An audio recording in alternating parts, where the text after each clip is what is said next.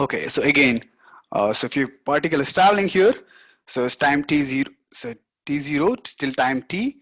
So I can measure the progress in time, or I can measure the progress, the same thing, in the distance. So how much distance I traveled.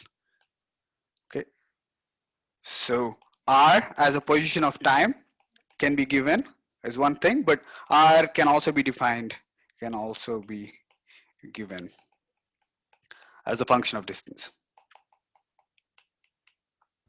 We can't see the screen. Oh, okay, sorry, something happened. Wait. Uh,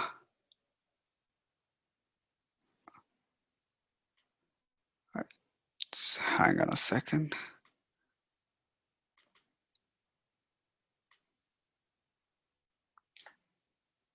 Can you see it now? Oh, no.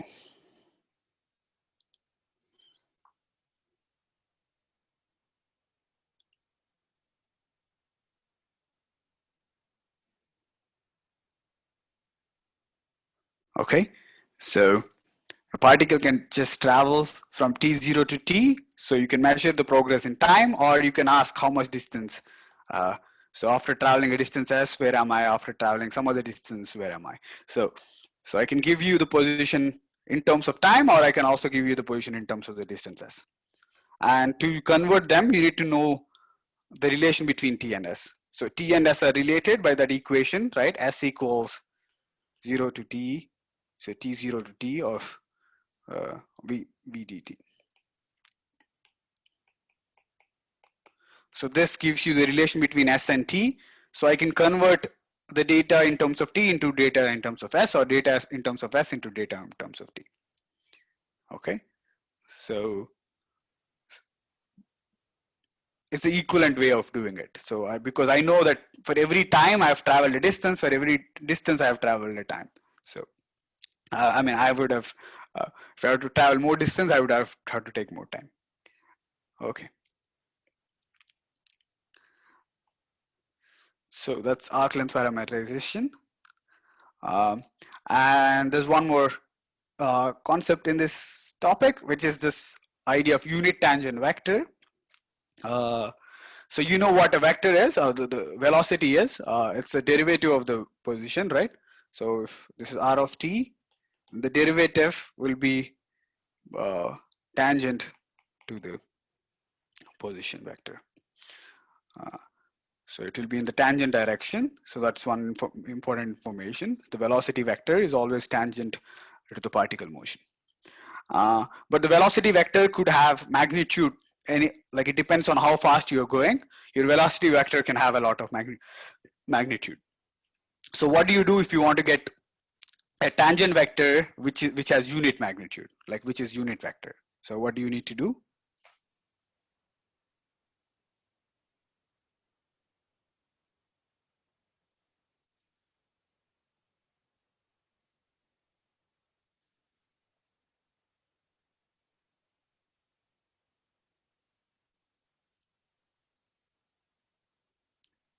Right? So yeah, so you just divide by the magnitude, right? So the vector is v, and if you divide by the magnitude of v, you will get the unit tangent vector. So that's what you do. So this is the answer. So you have the vector v, whose magnitude is something that you don't know, but if you divide by the magnitude, you know that the magnitude will become 1. So this is what you do to get a vector along the tangent direction which has magnitude 1. Okay. Okay, so that's clear. So now let's just take an example. So can you compute? So there's some curve, and you want to compute a tangent vector which has unit magnitude. So how do I do that? So r of t is this. So v of t is the derivative of this vector. Can you tell me what is the derivative of this vector?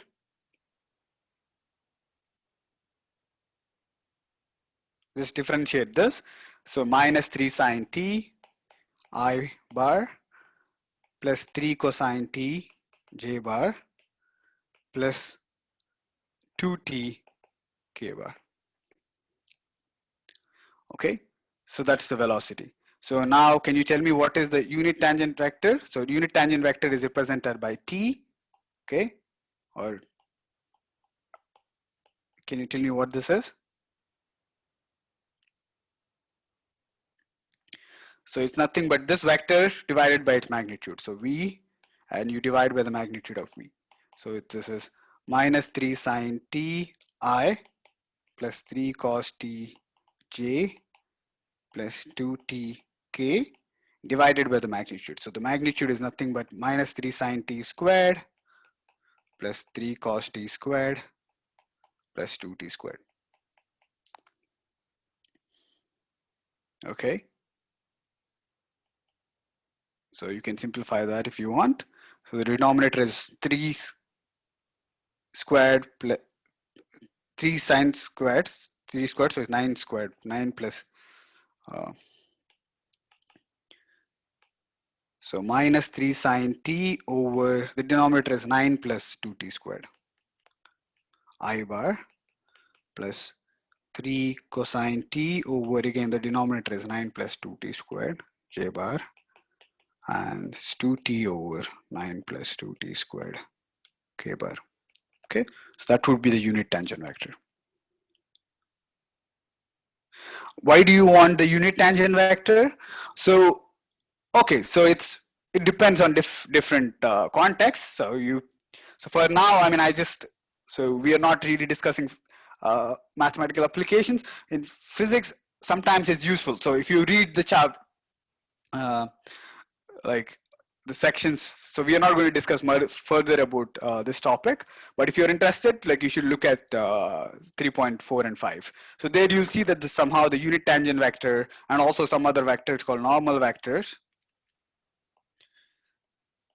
So these vectors are important to understand how the particle is moving. So they're related, if you want to understand the accelerations and describe some physical aspects of this particle, so these vectors will be important. So that's why we do them. So we are not going to discuss physical applications or other applications, but I'm just going to we're just focusing on what that means. So, I mean, you know what the tangent is. So all you need to find the unit tangent is just to divide by the magnitude. Okay, so you should think of this as the problem. Yeah, it's in the direction of the velocity. With just, so the velocity would be some big vector, and the unit tangent vector is just a vector with magnitude 1 along the same direction. Okay, so I'm just dividing by some magnitude. Oh, so the denominator is 3 cosine squared plus 3 sine squared. So sine squared, so this means 9 cosine squared plus 9 sine squared, right? Cosine squared plus sine squared is 1, so that means this is 9. So 9 plus, oh, so this is 2t squared, so 4t squared, I'm sorry. This is 4. 2t whole squared, so that is 4t squared. So you just compute the denominator, whatever it is. It doesn't, okay? So it's just simplification. Okay, so questions on this? Yeah, so if you have, if you know how to compute the tangent, you can compute the unit tangent. Okay, so there is some information, some more information. So you know how to compute the tangent vector. So, or like a velocity vector is dr over dt, right?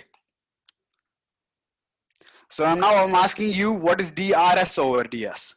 So can you tell me how to compute drs over ds? What will you get if you compute drs over ds?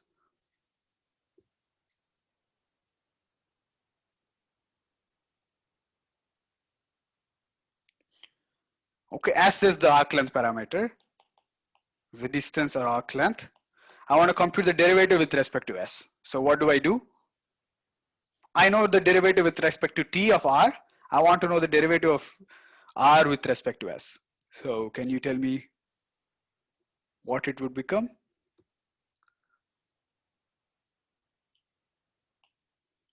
No, y absolute value is v. It's not clear, right? Okay, how do you even try to approach it? So dr over ds, right? This is what you want to compute. I know dr over dt. So what would I do to change dr over dt to dr over ds to dr over dt? So what do I need to do? I know the derivative with respect to t. I want to change it to derivative with respect to ds. So what is the idea that we need to change from ds to dt?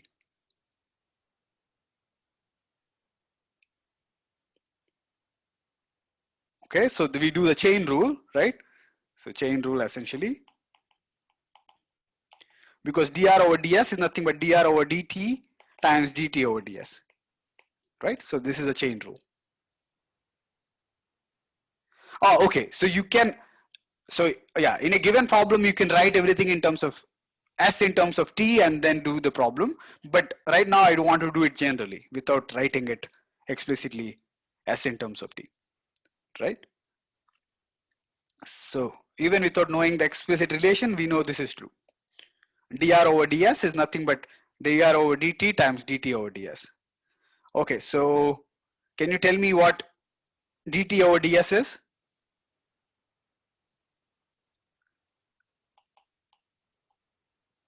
S is v dt. So can you tell me what ds over dt is, for instance? Forget about dr over dt over ds. What is ds over dt? I know s is integral of v. So what is ds over dt? The ds over dt.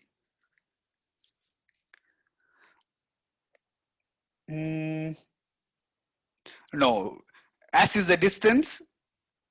So the derivative of the distance would be speed, right? So you can see it from the integral as well. So the rate of change of distance is speed. It's not velocity. It doesn't have any direction. Is that clear? It's the speed. So ds over dt is the speed. So this is not, and dr over dt here. So you are right. See, look at this equation. So dr over dt is the velocity vector times we want ds over dt over ds is the same thing as 1 over ds over dt, right? So this is nothing but v times 1 over ds over dt, so 1 over v. So ds over dt was v, the speed. Okay. So now can you tell me what this is? So it's v over v times 1 over v. So what is that vector?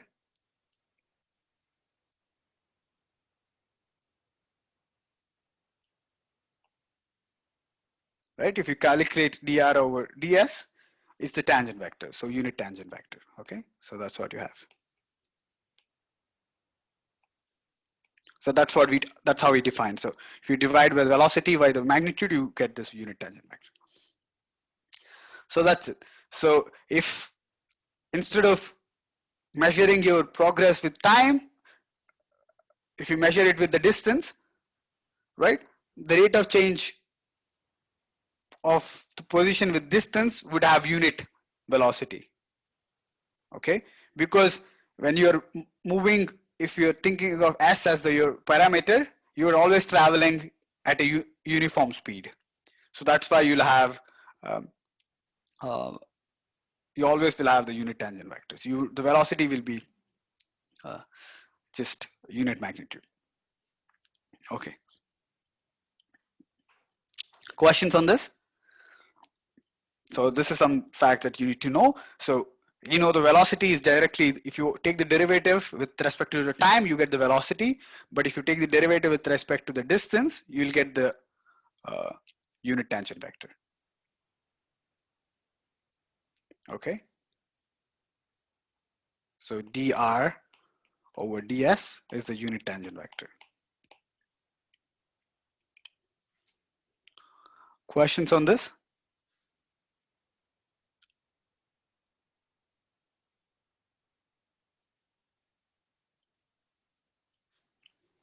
Okay.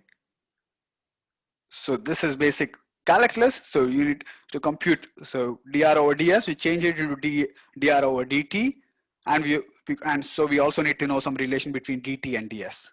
So the relation between dt and ds is that ds over dt is the velocity, is the speed, and dr over dt is the velocity. So this expression turns out to be velocity over speed, which is nothing but just the direction. So tangent direction. Okay, so let's move ahead. So now you're going to, so as I said, there are other ideas. So instead of tangent vector, you also might want to understand the perpendicular to the tangent vector is called a normal vector, and a vector perpendicular to both these vectors is called a bivector. So these are some quantities that are important if you want to understand some other physical applications depending on what subject you're studying. So please go read 13.4 and 13.5 if you want to understand those topics. Okay. So, but we are not covering them in the, so we don't have it for testing. We're not going to cover them for our tests. Okay. Okay, so the next chapter is 14, chapter 14. Okay. So now it's here we're going to start studying like really many several variables. Okay. So what have you been studying till now? We were studying functions which were given any time, we have a vector, right? So that's the kind of functions we were studying. So for every time we have a vector, so a particle moving in space is given by these kind of functions. For every time we give a vector, the vector is given by 3 coordinates. So that is the kind of function we are studying, right? So this is time is given as the input and the output is a vector. So the vector has 3 coordinates. So x, y, z. So it's a function that takes r to R3, right? 3 dimensions. So real numbers to 3 real numbers. So that's what you have. That's what we're studying till now. A particle moving is nothing but a function that takes input of one quantity and gives you 3 quantities. Is that clear? So you should think of its vector valued function is nothing but input is time, output is the vector, which is 3 coordinates. But now from the next chapter, we're going to move on to more variables. So the input is a lot of variables and the output is also a lot of variables. Is that clear? So we give a lot of inputs and then you will get a lot of outputs. So that is what we are going to study. So let's see. So specifically, we're going to study some basic functions like this. In fact, so the first few functions that we'll study are functions which behave like this. Okay, we have 2 inputs and we'll get 1 output, or 3 inputs and we'll get 1 output. Okay, so these are the kind of functions we are interested in. So the output is just 1 real number, but the inputs are more. Okay, so the functions are basically represented. You have instead of f of x, typically if it is 1 variable function, we call it f of x, but now it's a function that depends on x and y, so it's called f of xy. Similarly, a function which depends on xyz is called f of xyz. Okay, so let's see. So what are some examples of functions? So you can write different kinds of functions. Yeah, w. Okay. No, it's fine. Z or, oh yeah, okay, here is w. Okay. Okay.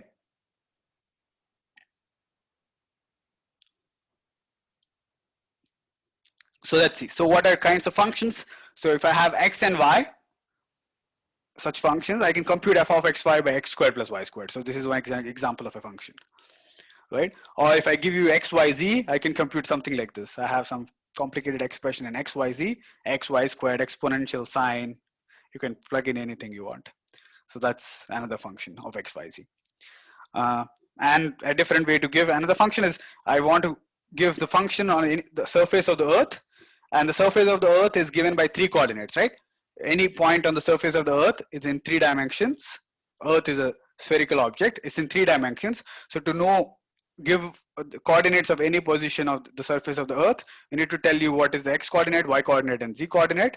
And so that will be the input, and the output is like the temperature on the of the position of the earth.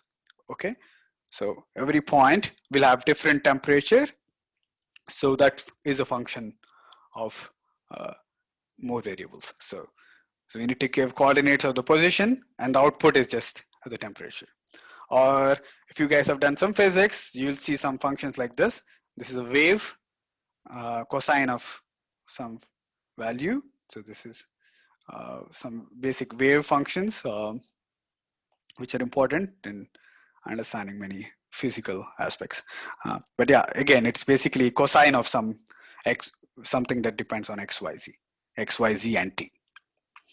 And there are other functions that are important, like this is some specific example. It's a Gaussian function that you will see in different mathematical and physical applications.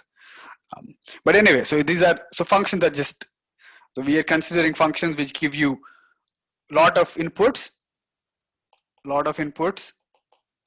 but the output is just one variable, one real number. Okay.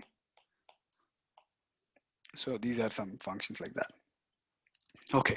So we want to study calculus on such functions, right? So we want to kind of bring all the ideas from our calculus courses that we studied to this setup. So for instance, in the last chapter, we developed calculus for functions which depend on, so we developed calculus for R of t, right? We try to understand how to differentiate, how to integrate functions which are of this form, which send t to these vectors. Now we'll try to understand what do you mean by differentiating and integrating kind of these kind of functions. Okay, but before that, much more basic thing is the domain and the range, right? So what is domain and the range?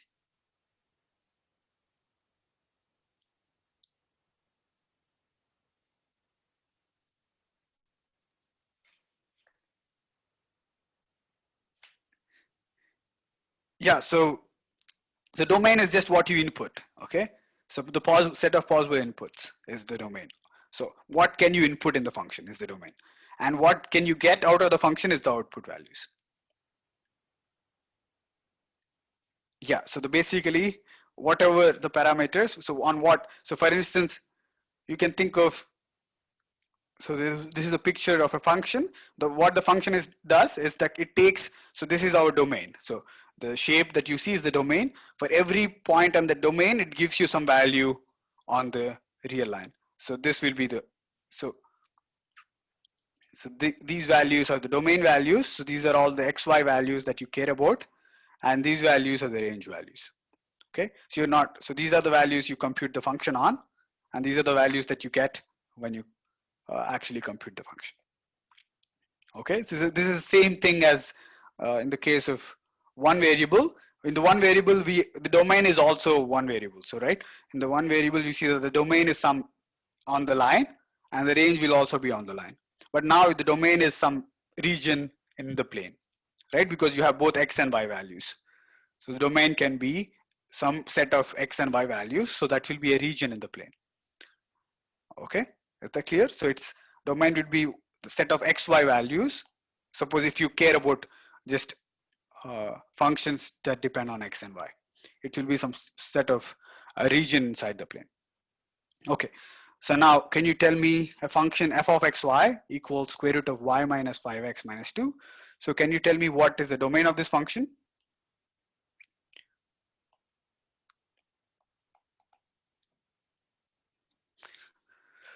Okay, so I want to be able to compute. No, yeah, it is a function of x and y, but what values of x and y does it depend on? You should be able to tell me what kind of x and y can can you compute this function on?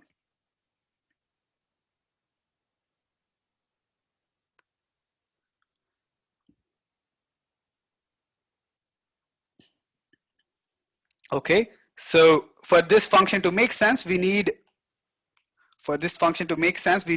y minus 5x minus 2 is greater than or equal to 0. Right? So this is the domain. So the domain is set of the values x and y such that y minus 5x minus 2 is greater than or equal to 0. So can you tell me how that looks if I draw that domain? Why don't we need the square root? Oh, so the function is the square root of some value, right? So for that function to be, if you want to compute that function, we need to make sure that whatever you input inside, the input here has to be positive.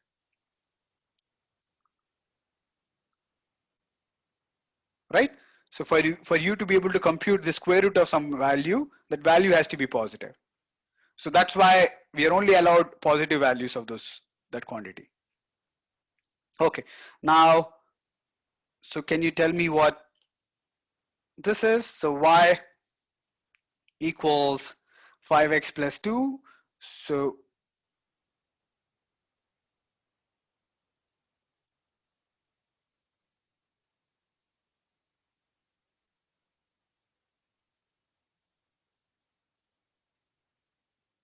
this is the function.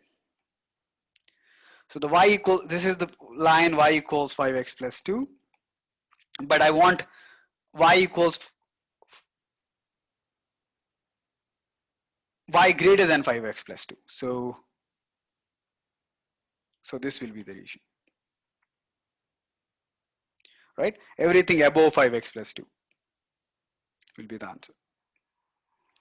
Is that clear? So y equals 5x plus 2 is this line.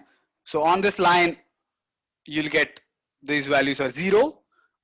Below the line, these values are negative, and here it's positive. So the domain is just this line and the line above, the region above that line. Okay, so that would be the domain. Is that clear? So if you visualize the domain, it's just all these points above that line.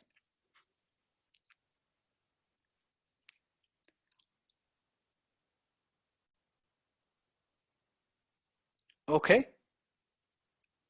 is that clear?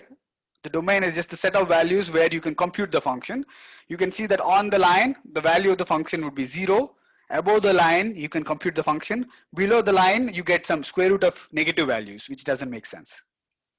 So that's why we can't compute the function. Okay, so the domain is the set of values where you can actually compute the function. It makes sense to compute the function. So those values are these values. In this case, you plot those set of values, you'll have some picture like this. Okay, now can you tell me the range of that function? So what are the values taken by that function? So where will be the range?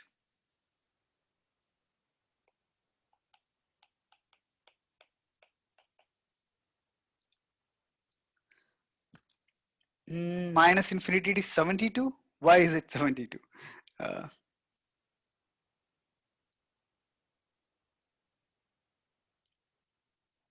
Yeah, so these are some numbers, right? So you don't care about, so it's ultimately, these are some numbers that you're computing. So these numbers would be some positive numbers that you compute. So it starts off at 0, right? And it goes to infinity. So for instance, here on the line, it's 0, and if you move away from the line, you get more and more positive values. So the range is just 0 to infinity, right? So the square root of some number will always be from 0 to infinity. And in fact, you can get all the numbers. So for instance, if I plug x equals 0, y equals, so I can get any positive number. Okay, so that's why the range is 0 to infinity. Minus infinity? Why do you mean minus infinity? So the values that you're computing is the square root of the some number, right?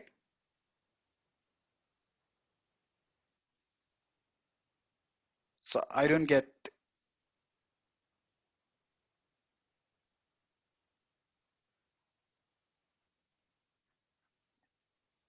so I don't get what you mean by, okay, so the range is just these values that you compute and the square, whatever. So as you plug x and y, you'll get basically computing square roots of some numbers. Square roots of some numbers are always positive. So they start at 0 and they can be, they go to positive infinity. So if you draw how it looks, it just, now the range is just on the line. So on the line, it goes from 0 to infinity. So this is the range.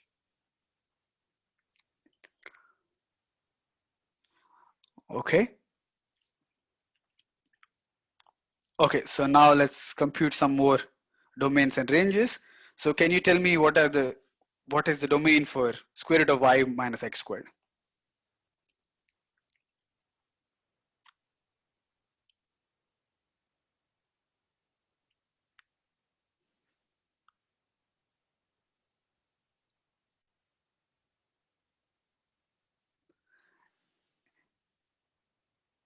No, y equals x squared.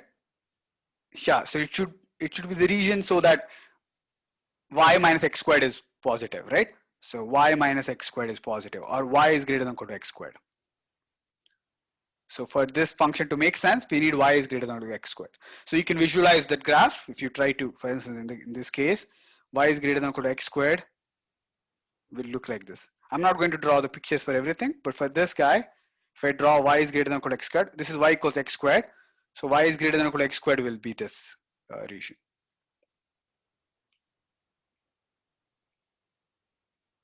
So this will be the domain. So what would we mean in the standard form? I didn't get you. What do you mean with the standard form?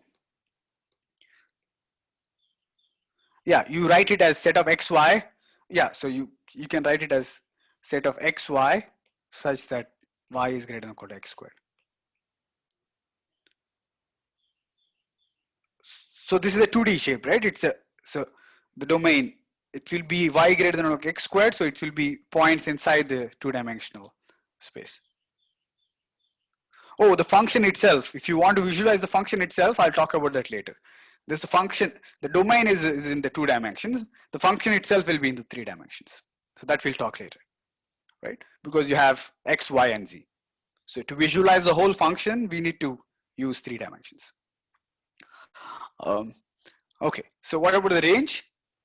Range again is the same thing, the square root of some values. So it's from 0 to infinity. Right? It's positive values. Okay. Next, the domain here. Can you tell me the domain of 1 over xy?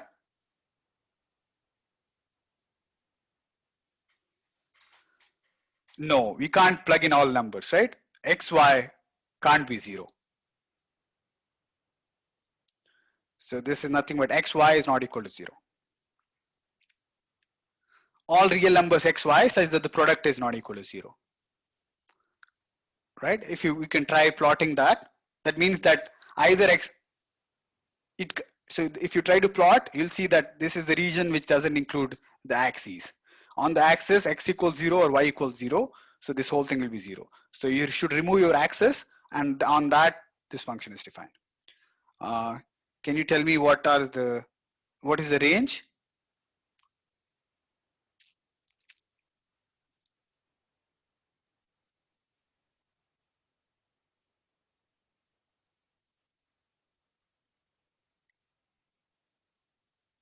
What is the range? Range is every number, right? So because except 0, so you can't get 0, but you can get everything. So it's minus infinity is 0 and 0 infinity. If you try to, so it's 1 over some numbers. So 1 over some numbers could be negative, 1 over some numbers can be positive, but 1 over some number can't be 0. Okay, so now what is the range of sine of, so domain of sine of xy?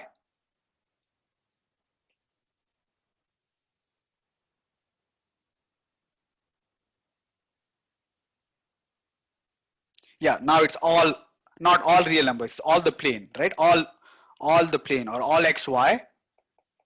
This means all the plane, total plane. It's the whole plane is the domain, right? You should be able to there is no restriction on x and y. You can compute sine of xy for any x and y. So the domain is just every real number x and y. So the coordinates x and y. So the coordinate, every number x and y means that every point in the plane. So the domain is every point in the plane. What would be the range?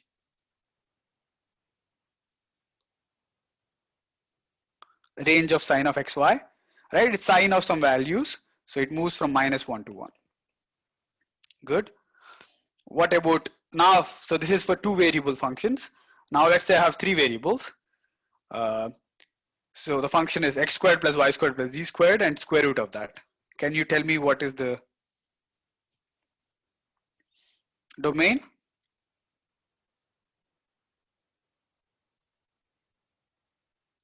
Again, it's all the points x, y, z, right? Because you can have any x, y, z, you can compute the square root of x squared plus y squared plus z squared. So it's all x, y, z. But what do you mean all x, y, z? It's the total space, the total 3-dimensional space, all space, right? X, Y, Z is all the space. So anywhere in the space is the domain. What will be the range? Right, again it can be 0 to infinity. You can have any positive values, and even x equals y equals 0, you get a 0 value. Okay, now what about this? 1 over x squared plus y squared plus z squared.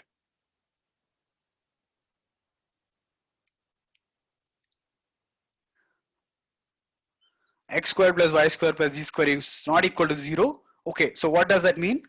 X squared plus y squared plus z squared not equal to 0. So what are the points where x squared plus y squared plus z squared is not 0?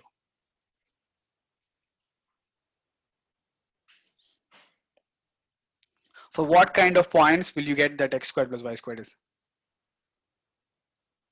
Yeah, so that means that except when x equals 0, so all points except 0, 0, 0, right? Every point except 0, 0, 0, you can compute this 1 over x squared plus y squared plus z squared. Is that clear? So in the whole space, you just remove one point at the origin. If you remove the only point that is problematic, it's the point 0, 0, 0. That you remove one point, everywhere else you're good. So that's and what is the range? Can you tell me the range?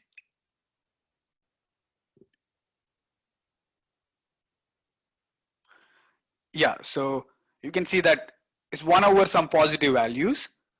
So it will you can take any positive number. So 0 to infinity.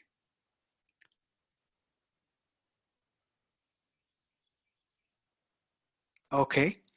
And next, x, y, l, and z. So can you tell me what is the domain of x, y, l, and z?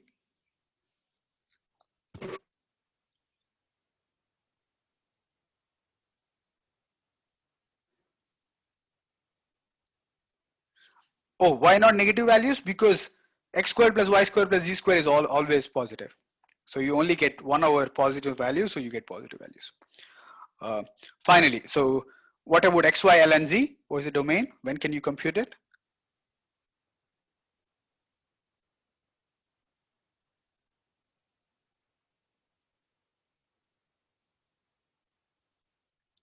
Okay, so there's no issue with x and y. The problem is L and Z, right? You can compute x and y for any x and y, but L and Z is when can you compute L and Z? So Z has to be positive. Yes. So that means that this is all x, y, z with z positive, strictly greater than 0. Okay. Now, can you tell me what is the domain? Sorry, range?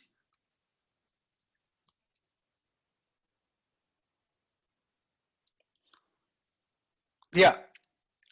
So you can just say write x. I mean, it depends. Like you can write it in different ways. You can write x, y, z such that z is greater than 0 as a set. This is how you write it as a set. Or you can just, if you want to write it in words, you say all the values x, y, z with the z greater than 0. Sometimes you just write it as just z greater than 0. Okay, what is it? What is the range?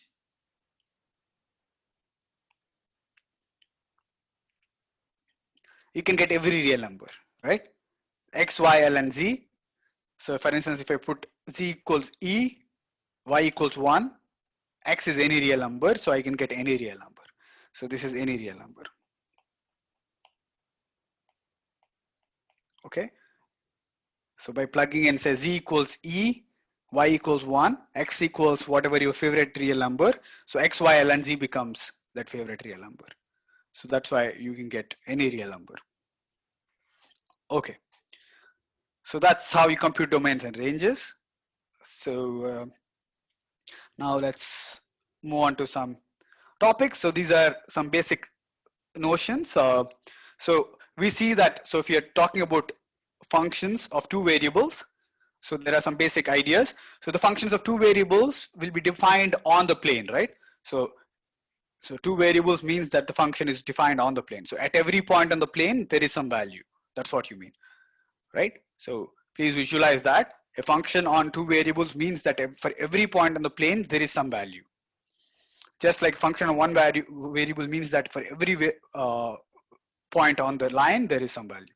But the domain means that, so the domain restricts. So for instance, you might not be able to define the function for all values of the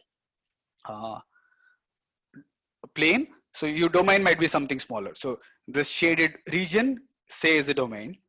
So now you want to understand there are different kinds of domains, right? There's a different shapes that you see in the plane. So you want to kind of understand some aspects of the shapes. So if you have the shape and there's a point inside the shape, it's called an interior point. Okay, so this is some basic terminology. A point is called an interior point if you can draw a small disk that lies around that point so that the whole disk lies inside the region.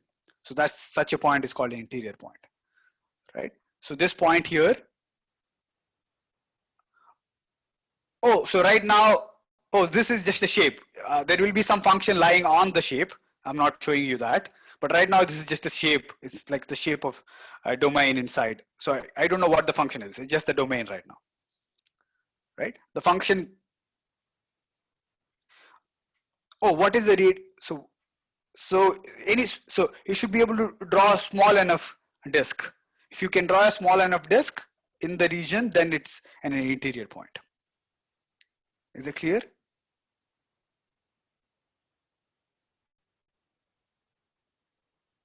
No. The whole LO is the. So I'm interested in this domain. This is my domain, right? I'm calculating stuff on this domain, and I want to know. I'm giving terminology to this points.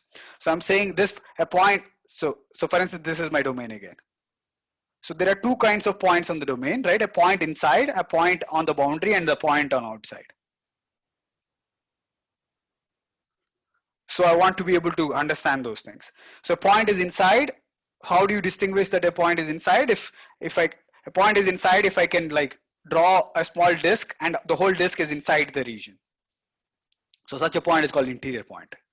But if I take a boundary point, whatever disk I draw, the disk won't be inside the region. It would have some portion inside my region and some portion outside the region. Is that clear? So the difference between an interior point and an exterior point is that in an interior point, you can just get all that, cover that point by a disk. But in the exterior point, if you cover that point by a disk, the disk will go outside. So that's the difference. Is it clear? It's just a terminology. I don't want to focus too much on that. So we'll get back. Is that clear? So just a way to call. What's the difference between, say, so this is a thing. There's a point here and a point here and a point here. So this is an interior point. What's the area of the disk? I mean, it could be very small, like it need not be. So for instance, this point is also interior point because you can draw a small disk. Right? Every point except the point on the boundary.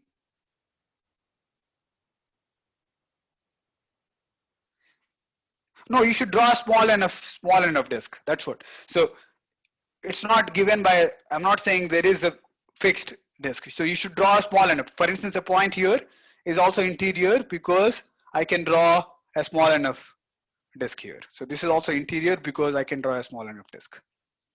Can you see that? And even if you go even closer, even that point will also be interior. This point will also be interior because I can draw another disk here. Like, but it might be much smaller, and so on. Okay, but so for every point there is some disk. The disk might be small, but that will kind of cover the point if it's inside. But if it's on the boundary, whatever point you take, any point on the boundary, and whatever size disk you draw, there will be some intersection from inside and outside. Okay, so that's the difference between an interior point and a point on the boundary. Is that clear? So so the interior points, you can just draw some disk and then isolate it from exterior. But the boundary points will have both the points on the interior, inside the region and outside the region. Okay, so that's just a terminology. So I don't want to spend like too much time on it. So for example, if you take this disk, open disk, x squared plus y squared is less than or equal to 1. Every point inside the disk is interior, right? All these points are inside the region. If I take the circle, just the circle, the set of circle, every point is exterior because every point is meeting the exterior region. So this circle is my region, then every point, whatever disk I draw, I will always go outside. And if I draw this disk with the boundary, these points will be interior and this point will be the boundary. Okay, so those are something that you need to know. What is a boundary? What is the interior points, and what's happening with what's the difference between the interior points and the boundary? Okay, and some more other terminology. So a region is called bounded if it's bounded in the sense that you can put everything inside some small big disk. Okay, so for instance, if you have the shape is bounded because you can place this whole thing inside a big disk, right? You can enclose it, so that's why it's called a bounded region, right? It's bounded, it's not going to infinity. But if I take some other shape which is going like this, so it extends, so this shape for instance, so this goes to infinity. So there's no way you can place this whole region inside you can't enclose it in a big disk. So that's the difference. So a region where you can enclose it in a disk is called a bounded region. A region we can't enclose is called unbounded. Okay, so this is another term. Is that clear? If I can place my entire region inside some a disk, if I can cover it with some big enough disk, that's called bounded. If I can't, then it's unbounded. Okay, so there's some more terminology. So a set is called open if it contains only interior points. A set is called closed if it contains the entire boundary. For instance, this set, the disk without the boundary, right, is called an open disk. So this is called an open disk. And the disk with the boundary, this is called the closed disk. Okay, so this is called an open disk because all its points inside are all the points of the set are interior points. This is called a closed disk because there are points which are on the exterior, which are on the boundary. In fact, every point on the boundary is inside my set. So that's why it's called a closed disk. Okay, so there's a difference between open and closed. If it's open, that means that you have all the interior points. It's closed, that means that you have all the boundary points. So this is neither open. Oh, this is a, let's see. So whether this will be open or closed. So this is a closed set, right? This is a closed because all the points, every point is on the boundary, but it doesn't have any interior points.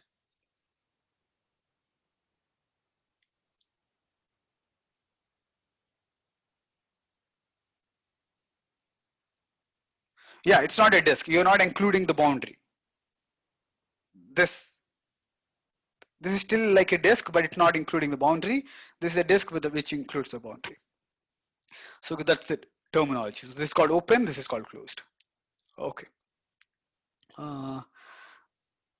Okay, so now let's move on to how to visualize functions. This is important. So, okay, so the main idea is that we have these domains. So instead of defining functions on from a number to the number, now, right? So if you had normal functions, we would draw graphs like this, right? For every number, for every x, we have a y. So that's how, and we draw the shape by using these graphs. But now you want to draw the functions in 3 dimensions, say f of xy equals z. So how do we visualize that? It's again the same for every, instead of xy on the line, now you have xy on the plane. So you take the plane, and for every point on the plane, you draw a z. Okay, so that's how you visualize a function f of xy equals z. Is that clear? So your domain is in the plane. For every point in the plane, you put a point z, which is so the function will be a function of 3 dimensions, will be in 3 dimensions. Just like if you want to visualize one-dimensional functions, we draw a graph, and the graph will be in 2 dimensions. If you want to visualize a 3-dimensional function, we have to draw a graph in 3 dimensions. So for every x and y, you draw a z. And if you draw that, for instance, the function here is f of xy equals 100 minus x squared minus z squared, or y squared. If I draw that function, okay, so for every, so I'm calling this equals z. So if I try to draw that function, you'll see a surface like this. So just like for one variable, you see a function that behaves like this curve. If you draw a 2-variable function, it looks like a surface. Is that clear? So this is the main way to visualize a 3-dimensional function, a function from 2 dimensions to on 2 variables. Is that clear? So for every x and y, you draw a point z, and if you visualize that, you'll get a shape which is like a surface.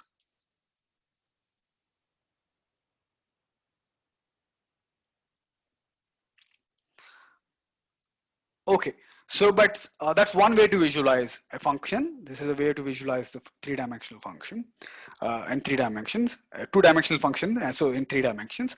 But say if you don't want to visualize that in 3 dimensions, so you want to draw something that represents, kind of tells you something about the function in just 2 dimensions. So what do? So what I do is, one way to visualize, instead of drawing a 3-dimensional picture, right? If I want to visualize a function, what I do is I take the surface, I cut it with these planes, right? So you cut the surface with planes, and then if you cut it with the plane, you get a curve, right? So for instance, in this case, I cut it with the plane z equals 75, I get a curve which is like a circle, and I draw that circle. And say I cut it with the plane, another plane, I get another circle, say another shape. Yeah, it's like 12.6. You have the shape, and I want to visualize that. So so 12.6 is about any quantity between x, y, and z. Now we are doing only functions. So the functions have this property that for every x, y, there's only one z, right? So the things you have drawn in 12.6 might have, for every x and y, you have might have couple, instead of one z, you might have 2 z's and so on, or more than like infinite z's. So okay, so in this case, again, so I have the shape, I don't know how it looks, I don't want to visualize it in 3 dimensions, so I'll just cut it with different horizontal planes, and I draw these curves. So like for instance, here in this case, so if I cut it at z equals 100, I get a point. If I cut it at z equals 75, I get a circle. So, and you get different kinds of circles. Okay, so this is another way to visualize a function. So this is saying that at all these points on the plane, so what does it mean what do you mean by these curves? This curves means that at all these points on the curve, the value of the function is the same, right? So at this point on the curve, the value on the function would be, says here it is 100, here is 75, here is 50, and here is 25. So you can visualize the function by saying that at this point it's 100, at all these points it's 75, at all these points it's 50, at all these points it's 25. So this is a different way to visualize a function. So you're not really drawing it in 3 dimensions. You're just saying that if I draw these curves, on these curves the value of the function is 75. On this curve the value of the function is 50, and so on. So these are called level curves, or the contour curves, okay? Level or contour.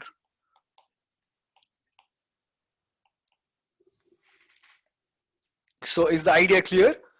So you have, either you can visualize the shape of the function, or you can cut that shape and draw these curves inside your plane, and then you can, that's also another way to visualize the function.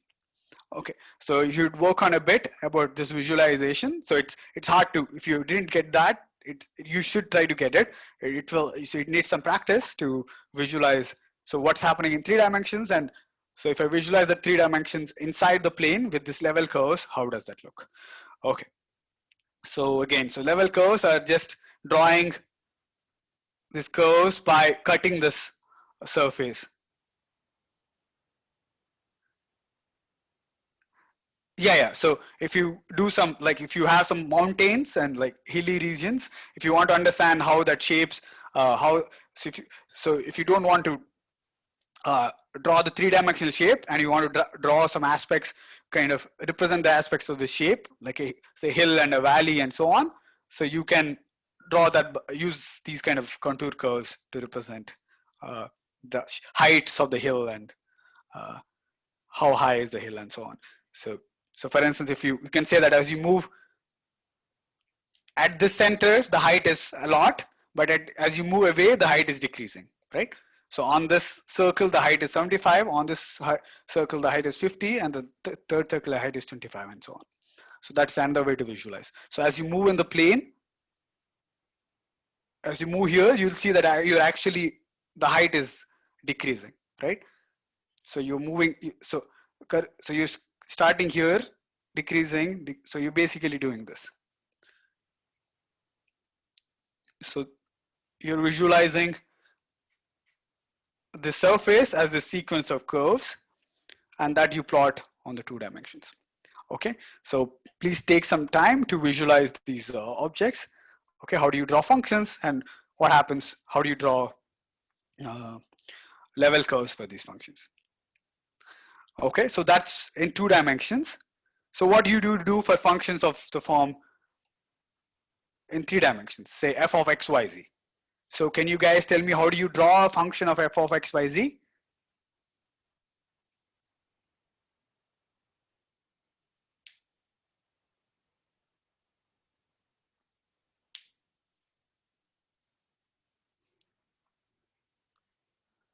How do you draw a function f of x, y, z?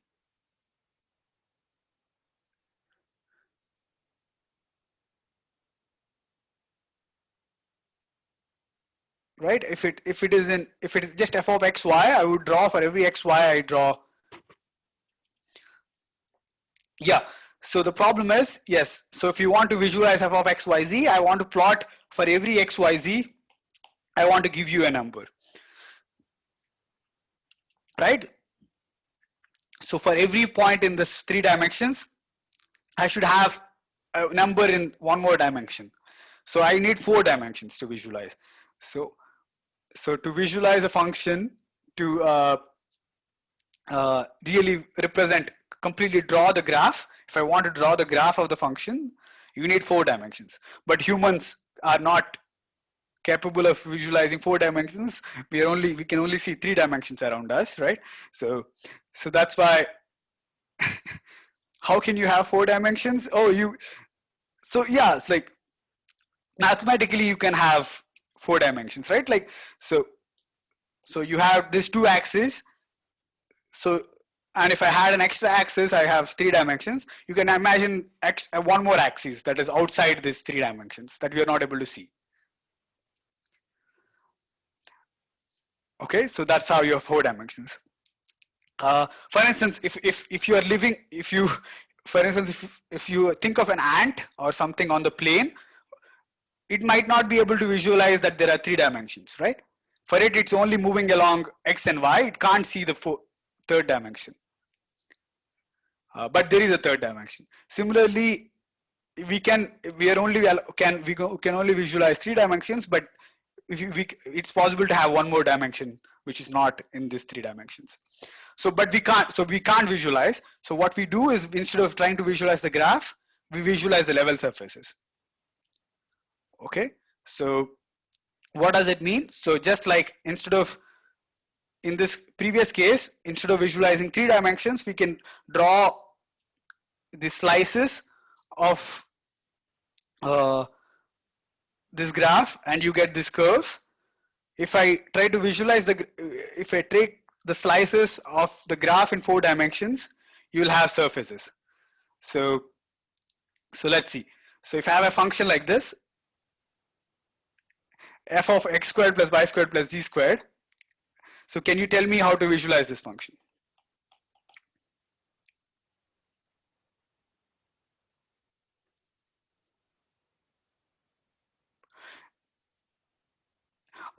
Oh, so this high dimension stuff is like, okay, so it looks like there should not be, there are no physical dimensions of more than 3, but like in many contexts there are more than 3 dimensions. Anyway, so I don't want to confuse you guys, but so we'll have to deal with more than 3 dimensions in a lot of times. Okay, so can you tell me the level surfaces? The level surfaces means that we're chopping off this function for a fixed value. So a level surface means that you take, this is a level surface. You take the value f of x, y, z, and you equate it to a constant value. So that will define that will give you a level surface. So can you tell me what are the level surfaces here? Chopping off at a plane is like giving a fixed value to the function. If I give a fixed value to the function, so how do the surfaces look? So f of x, y, z equals 0. How does that look?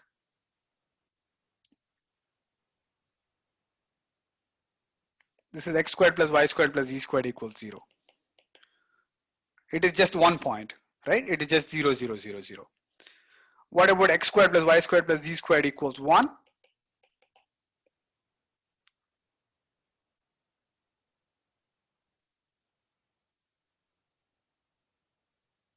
Do you know what is the shape of this? It's a sphere, yeah.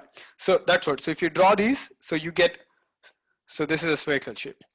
And then I can do x squared plus y squared plus z squared equals 2. You get another sphere outside this. Just like drawing curves, now you draw surfaces. There's this surface on which, basic sphere on which you have radius 1, you have the value 1. If you increase the radius, you'll have different values. So on this, you'll have value 1. On this, you'll have value square root 2, because when x squared plus y squared plus z squared equals 2, the function will have function value is square root 2. So as you increase the radius, the function value will increase. So that's one way to visualize the function. Okay, so these are called level surfaces. Instead of curves, now you have surfaces. Okay, is that clear? Okay, so that's some visualization and some aspects of these high dimensional functions. So in the next class, we'll do calculus with these functions, just like computing derivatives, computing limits, and so on. So, so I already have notes. If you want, please go have a look at it, how to compute limits with these functions with 2 variables. So what, okay, see you next week. Yeah. If you have any questions, please stay around and ask the questions.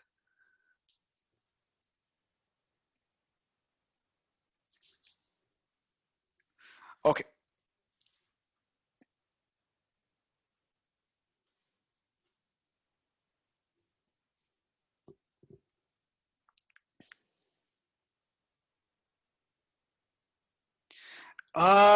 Okay, so if you want, I can extend it for 1 more day. Yes, fine. So it's the solutions to the quizzes I've written. Oh, okay. So I'll try. So I can't promise to write the solutions down, but like if you have questions, you can come to my office hours and ask me. I'll definitely answer them.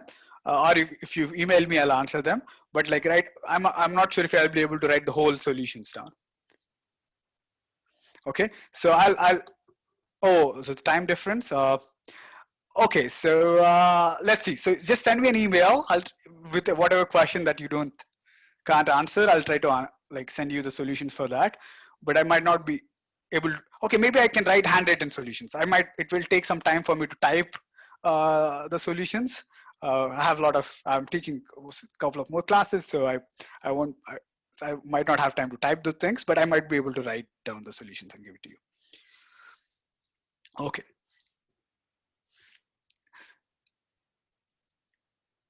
Anything else?